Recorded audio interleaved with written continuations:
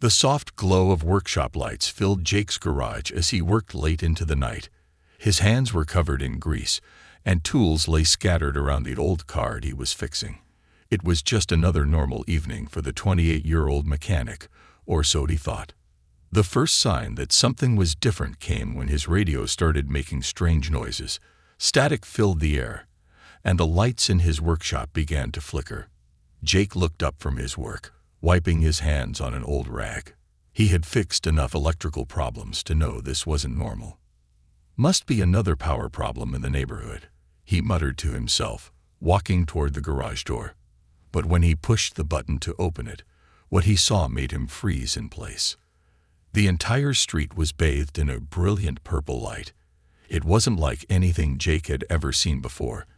It was as if the night sky itself was glowing. His neighbors' houses were dark and quiet, making the strange light even more noticeable. Then came the wind. A powerful gust swept through the area, sending tools clattering to the floor. Jake had to grab onto his workbench to stay steady.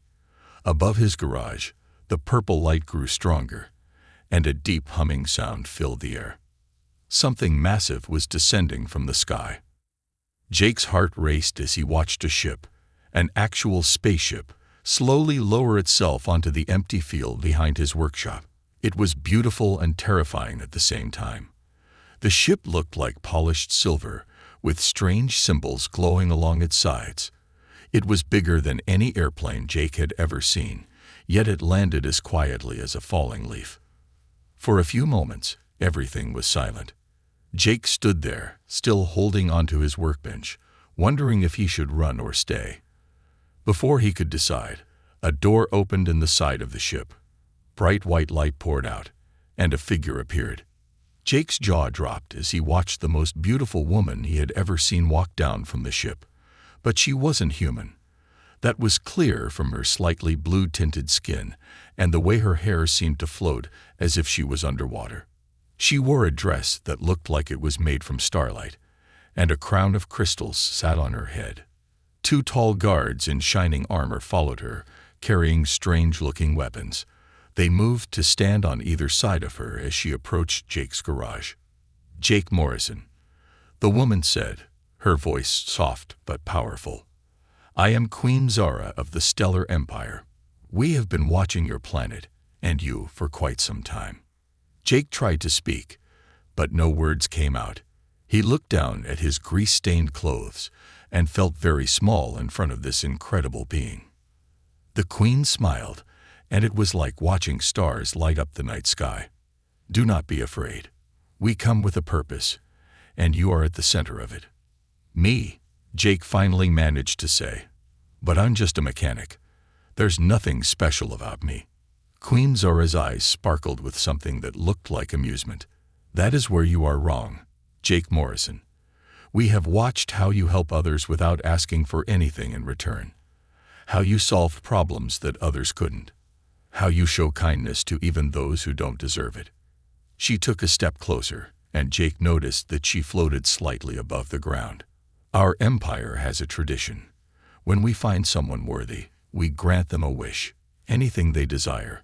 Wealth, power, knowledge, or things your human mind hasn't even dreamed of yet." Jake's mind was spinning. This had to be a dream, right? But the cool night air on his skin and the smell of metal from the ship felt too real. The Queen's face suddenly showed a hint of worry, something that seemed out of place on such a powerful being. "However, you should choose carefully. The wish, once granted, cannot be undone. And some wishes—" She paused, looking troubled. "Some wishes carry consequences that even I cannot predict." One of the guards stepped forward, holding out a strange crystal that glowed with inner light. "What is your wish, Jake Morrison of Earth?" Jake looked at the crystal, then at the beautiful Queen. A smile slowly spread across his face as an idea formed in his mind. "I know exactly what I want," he said, his voice stronger than he expected. The Queen's eyes widened slightly, as if she could sense what he was thinking. For the first time in centuries, she felt something she hadn't expected. nervousness about what a human might wish for. The crystal in the guard's hand pulsed with rainbow colors, reflecting in Jake's wide eyes. Queen Zora gracefully moved forward, her starlight dress creating soft ripples in the air around her. "Before you speak your wish," the queen said, raising her delicate hand, "let me show you what you could have."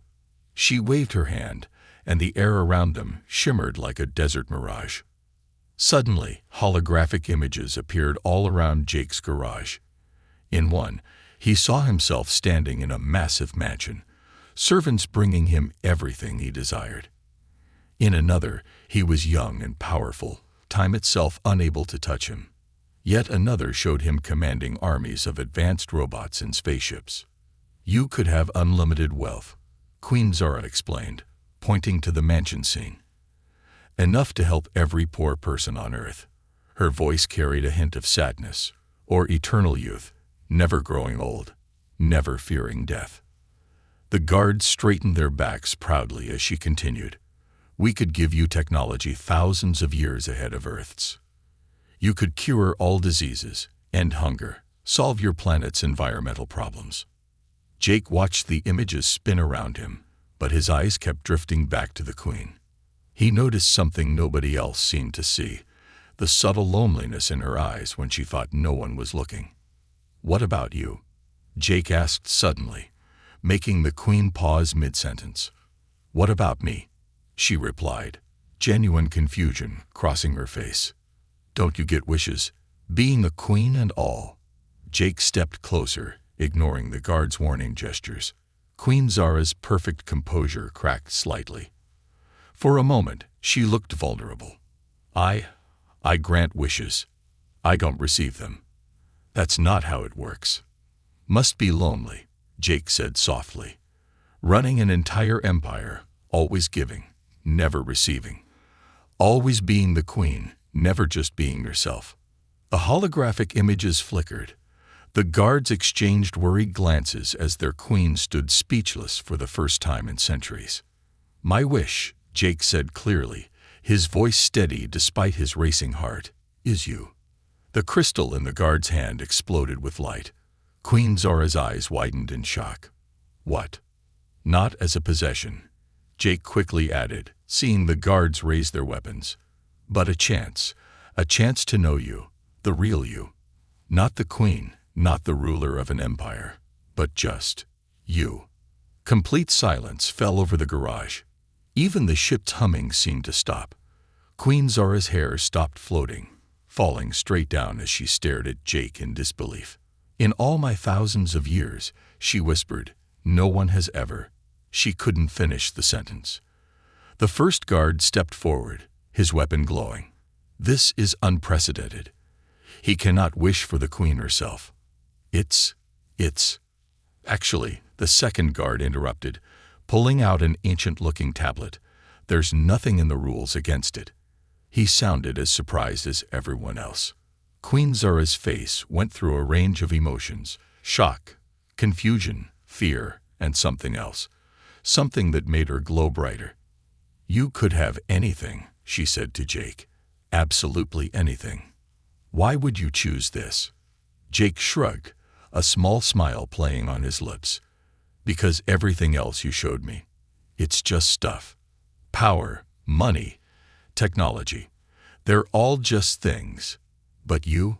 He gestured to her. "You're sad. I can see it. And maybe, just maybe, we both need someone who sees us for who we really are, not what we can give them." The queen's glow dimmed slightly as she stepped closer to Jake. For a moment, she wasn't the ruler of a vast empire. She was just someone who hadn't been truly seen in a very long time. Suddenly, alarms blared from the ship.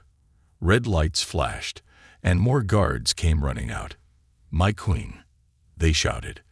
"The High Council has been notified of this irregular wish. They're demanding immediate action." Queen Zora straightened up, her royal mask sliding back into place. But when she looked at Jake, her eyes were different. "You do realize," she said softly, "that this wish comes with challenges. The High Council won't accept this easily." Jake stood his ground. unwilling to face whatever comes next. The Queen's lips curved into a small smile, but before she could respond, the guards raised their weapons. High in the sky, more ships appeared, their lights cutting through the night. "Then let the trials begin," Queen Zara announced, her voice carrying both authority and a touch of excitement. "Jake Morrison of Earth, are you prepared to prove yourself worthy of this wish?" The garage was now surrounded by armed guards. Ships hovered overhead, and the fate of two worlds hung in the balance, all because of a wish no one had ever dared to make before. The night sky above Jake's garage had turned into a light show. 7 massive alien ships hung in the air, their searchlights creating circles of bright light on the ground. In the center of it all stood Jake, a simple mechanic from Earth, facing the most important test of his life. 3 elderly aliens materialized next to Queen Zara. They wore robes that seemed to be made of living metal, shifting and changing colors as they moved. These were the High Council members, and they did not look happy. "This is unacceptable," the tallest council member declared, his voice booming. "A human cannot simply wish for our queen. There must be trials." Queen Zara stood regally, her starlight dress glowing brighter. "Then let us proceed with the traditional 3 trials of worth." She turned to Jake, her eyes carrying a hidden message of concern. "Are you prepared?" Before Jake could answer, one of the council members waved his hand. The garage disappeared. Jake found himself standing in a massive crystal room. The walls showed moving images of strange alien worlds and distant galaxies. "First trial, intelligence," announced the council member. "Solve the puzzle of 1,000 stars." In the center of the room, a complex mechanism appeared. It looked like a mix between a Rubik's Cube and a flowing river of stars.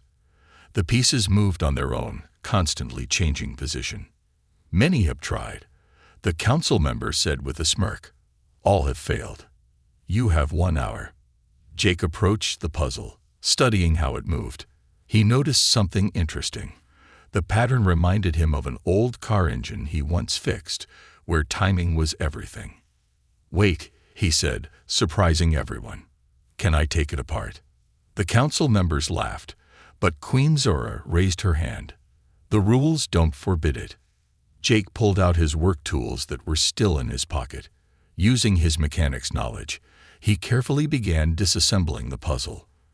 The council members stopped laughing as they watched him work. "You can't just," one started to protest. "Actually, he can," Queen Zara interrupted, a small smile playing on her lips. Jake treated the puzzle like an engine, laying out each piece carefully. He noticed how the star patterns flowed through each part, like fuel through an engine's parts. Within 30 minutes, he had not only taken it apart, but put it back together in a way that made all the stars flow in perfect harmony. The puzzle glowed bright gold, a sign of completion that shocked the council members into silence. "Impossible," one whispered. "He solved it by thinking like a mechanic." "Second trial, courage," another council member quickly announced, clearly flustered. The room transformed again. This time, Jake found himself on what looked like an alien battlefield. Strange creatures roared in the distance, and the ground shook beneath his feet. "Face your greatest fear," the council member's voice echoed. But instead of fighting, Jake sat down cross-legged on the ground. "My greatest fear isn't any monster you can create," he said calmly. "It's not being true to myself." The battlefield flickered. The council members looked confused. "He's corrupting the trial," one shouted. "No," Queen Zara said softly. "He's showing real courage. Anyone can fight a monster. It takes true bravery to face yourself." The simulation created images of Jake living a life of luxury, but losing who he was. It showed him with all the power in the world, but becoming corrupted by it. Through each vision, Jake remained seated, staying true to himself. The council members huddled together, whispering urgently. This human was passing their trials, but not in any way they had seen before. "The final trial approaches," the tallest council member announced grimly. "Compassion. But be warned, human.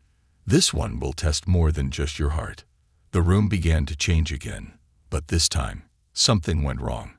The walls cracked with real energy, not simulation. Alarms blared throughout the ship. "We're under attack," a guard shouted. "The Void Pirates have found us." Queen Zara's face paled. They must have detected our ships over Earth. The final trial would have to wait. Now Jake faced something much more real and much more dangerous. The council members vanished, transported to safety, leaving Jake, the Queen, and her guards to face what was coming. Through the crystal walls, they could see black ships emerging from space, their weapons already charging.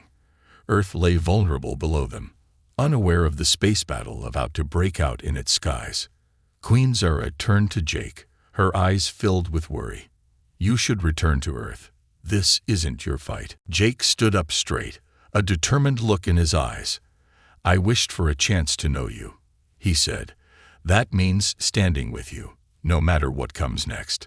The first explosion rocked the ship, and the real test of compassion was about to begin.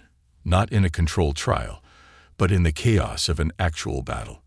The Void Pirates' black ships swarmed around Queen Zora's vessel like angry wasps.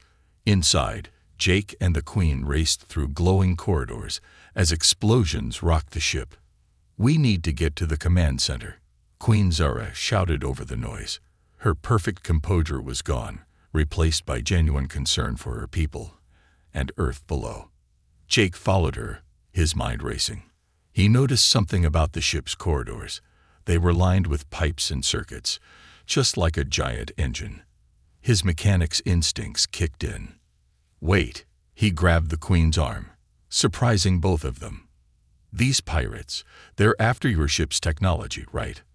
"Yes, but how did you?" "Then we don't need to fight them," Jake said, his eyes lighting up. "We need to think like them, like thieves trying to steal a car." Queen Zara's guards looked confused, but she understood. "What do you have in mind?" Jake grinned. "Every vehicle has a weak spot, even alien spaceships." In the next few minutes, Jake explained his plan.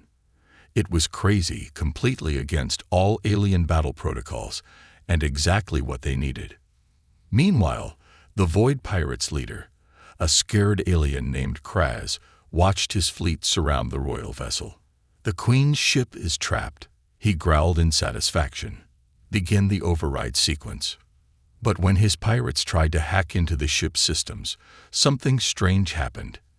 Instead of resistance, they found nothing.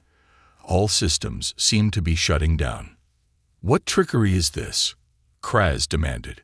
Inside the royal ship, Jake was doing what he did best, treating the massive vessel like a broken-down car. He had helped the Queen's engineers deliberately break key systems in a very specific way. "A smart thief won't steal a car that's more trouble than it's worth," Jake explained as they worked. "And right now, we're making your ship look like the biggest piece of junk in the galaxy." The Queen watched in amazement as Jake coordinated with her engineers, using his simple Earth mechanic knowledge to outthink the advanced pirates. Systems weren't just shutting down. They were failing in ways that would take months to fix. The pirates' scans showed critical failures throughout the ship. Reactor problems, navigation errors, life support issues, all carefully staged by Jake and the engineering team. "My Queen," one of the guards reported, trying to hide a smile, "the pirates are pulling back. They think our ship is having a complete system collapse." But Kraz wasn't completely fooled. "Launch a physical assault," he ordered. "If we can't steal it, we'll destroy it." That's when the second part of Jake's plan came into action. All the energy they had seemingly lost hadn't disappeared. It had been rerouted exactly where they needed it. "Now," Queen Zora commanded. The supposedly dead ship suddenly blazed with power. Energy shields snapped into place just as the pirates fired, reflecting their own weapons back at them. The pirates' shots bounced back, disabling their weapons. "Impossible," Kraz shouted as his ships lost power one by one. In the command center, Jake stood next to Queen Zora, both watching the pirates retreat. The Queen's hair was messy, her perfect appearance forgotten in the heat of battle, but her eyes shone with new respect. As everyone waited for Jake's answer, a new alarm sounded. On the main screen, they could see something massive emerging from deep space, something that made even the council members pale with fear. The Void Empire's main fleet, Queen Zara whispered. They're not just pirates. This was an invasion force. Jake looked at the impossible odds on the screen, then at the Queen who had turned his simple lock. She nodded, reaching for the controls. Together, the plan was in motion. But as their energy pulse shot out toward the Void fleet, something unexpected happened. The Void ships didn't just overload. They began to transform. The dark metal of their hull started glowing with a strange, familiar light. The same light that shimmered in Queen Zara's dress. No one could have predicted what happened next, not even Jake. The transformation of the Void fleet was unlike anything the universe had ever seen. As Queen Zara's energy merged with Jake's unconventional plan, each dark ship began to glow with starlight. But this was just the beginning. Something's wrong, Jake said, watching the readings. The energy isn't overloading their systems. It's changing them. The Queen stepped closer to the view screen, her eyes wide. That's impossible. Those patterns, they're like my people's ancient writings. The largest Void ship's hull was now covered in flowing symbols, identical to those on Queen Zara's dress. As they watched, a figure appeared on their communication screen. The Void Emperor himself, but he was crying. After all these centuries, the Emperor said, his voice shaking, "We finally found you again, sister." The command center fell silent. Queen Zara stumbled backward, and Jake caught her arm to steady her. "Sister," Jake looked between them. "You never mentioned." "Because I didn't know," Zara whispered. "I was found as a baby, floating in a pod of starlight. My people took me in, raised me as their queen because of my powers." The Emperor's image flickered. "We were separated during the Great Darkness. Our people, the original Starborn, were scattered across the galaxy. Some of us forgot who we were, became consumed by hunger for power, became the Void." Jake's mind raced.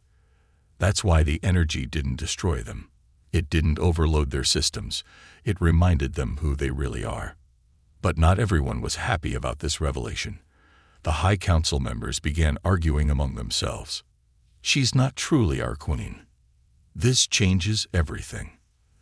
The human must have known somehow. Suddenly, a new alarm blared. The Void fleet's transformation had released an enormous energy wave, and it was heading straight for Earth.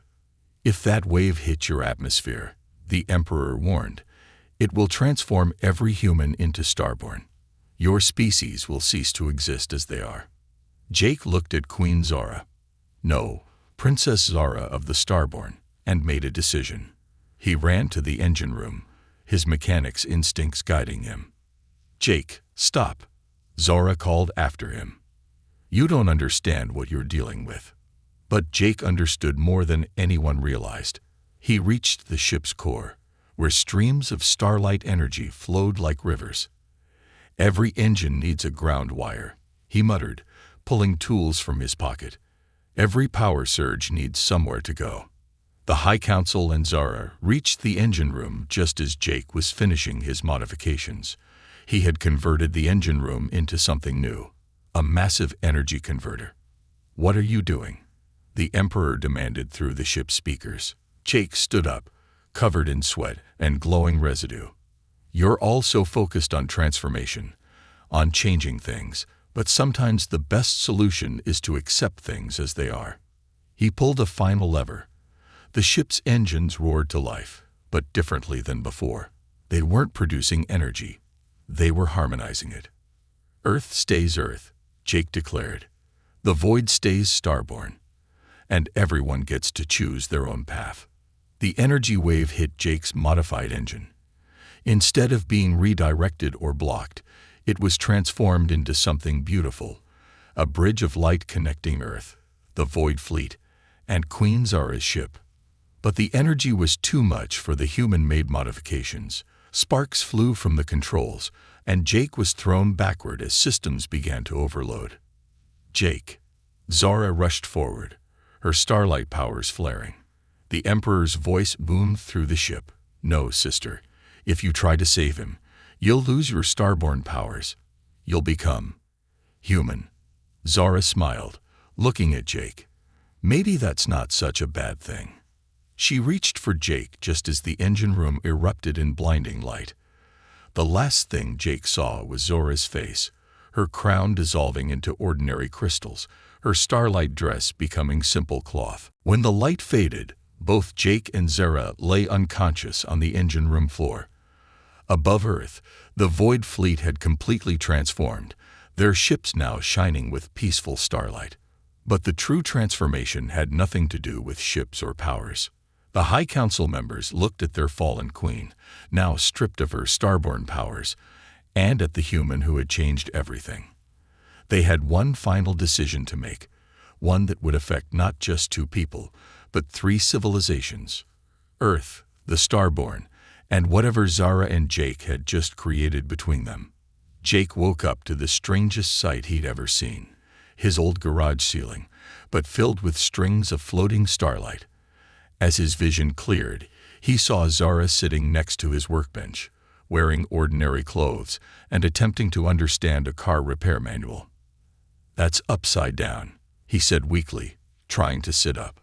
Zara quickly dropped the manual and rushed to his side. She looked different now, still beautiful, but in a more human way. Her skin had lost its blue tint, and her hair no longer floated, but her eyes still held that same spark of starlight. "You've been unconscious for 3 days," she said, helping him up. "A lot has happened." Jake looked around his garage, which had been transformed into something between a mechanic's shop and an alien command center. Through the open door, he could see the Void. No, the starborn fleet, still hanging in the sky, but now they looked like beautiful constellations instead of threatening warships. "Your brother has been interesting to deal with," Zara said with a small smile. "He's learning to be a proper elder brother now, constantly checking on his little sister who gave up godhood for a human mechanic." "You gave up everything," Jake said quietly. "Your powers, your position." Zara picked up a wrench from his toolbox, turning it over in her hands. "Did I? Let me show you something." She led him outside. What Jake saw made him freeze. His entire street had been transformed. Between the ordinary Earth houses were patches of starlight gardens. Children, both human and starborn, played together, their laughter mixing with the soft hum of alien technology. "After you merged the energies," Zara explained, "something wonderful happened. Instead of one world changing, both worlds learned to coexist. Humans stayed human. Starborn stayed starborn. But now they could live together, learn from each other." A group of starborn engineers floated by, deep in discussion with human mechanics about combining their technologies. Near them, human teachers were explaining Earth's art and music to fascinated starborn children. The High Council had a fit, of course, Zora continued, leading Jake down the street. But then they saw something they'd never expected. The starborn were learning as much from humans as humans were learning from them. Your people's creativity, your ability to solve problems with simple solutions, your capacity for love and adaptation. These were things our advanced civilization had forgotten. They reached the field where Zora's ship had first landed. It was now a park where both species gathered.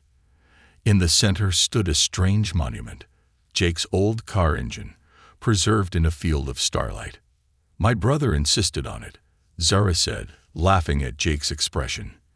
"He said it represents everything that brought us together, your understanding of simple machines that saved an advanced civilization." "And what about you?" Jake asked, turning to face her. "Do you regret your choice?" Zara reached out and took his hand. To his surprise, a small spark of starlight still danced between their fingers. "The Council had it wrong all along," she said softly. "True power isn't in the ability to grant wishes or rule empires. It's in the courage to choose love over power, understanding over force." Suddenly, the sky lit up with a spectacular display. The starborn fleet was preparing to depart, but not before leaving something behind. As they watched, small pods of starlight descended across the globe. Embassies, learning centers, places where both species could grow together. "So," Jake said, gesturing to his garage, "ready to learn how to be a mechanic. I could use an assistant who understands starlight engines." Zara's laugh was like music. "Only if you're ready to learn how to be a bridge between worlds. The council insisted I keep my diplomatic role, even without my powers. Something about having unique qualifications for understanding both sides." As they walked back to the garage hand in hand, a small group of human and starborn children ran past, playing with toys that combined Earth technology and alien starlight. Above them, the last of the fleet winked out of sight, leaving behind a changed world, not through conquest or transformation, but through understanding and love. In Jake's garage, the old radio still sat on his workbench, but now it played songs from both Earth and the stars. Next to it lay Zora's crown, its crystals now ordinary glass, but somehow more beautiful than ever. "You know," Jake said, picking up a wrench, "I never did tell you what made me make that wish in the first place." Zora smiled, already knowing the answer. "And I never told you why I chose to grant it." Together, they turned to face their new life. A simple mechanic and a former alien queen, ready to build something that neither of their civilizations had ever seen before, a future where the extraordinary and the ordinary danced together like starlight on steel. The end.